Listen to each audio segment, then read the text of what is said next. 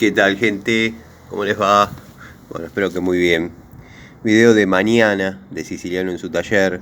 Son las 7:30 de la mañana. Voy a poner la zanela en marcha. Estuvo toda la noche parada, acá a la intemperie, obviamente. Así que bueno, nada. Quería mostrarles que arranca perfectamente después del videíto ese. Bueno, notarán la patada, la longitud de esta patada. Es de una Kawa 350. Entró perfecto en la estría, todo. La verdad que está bárbara para patear, y la dureza, la durabilidad y el recorrido de esa patada es óptimo. No llega a la mitad que ya arrancó. Así que bueno, vamos a lo que vinimos. Vamos a ponerla en marcha. 5.468 kilómetros. Contacto 1, contacto 2.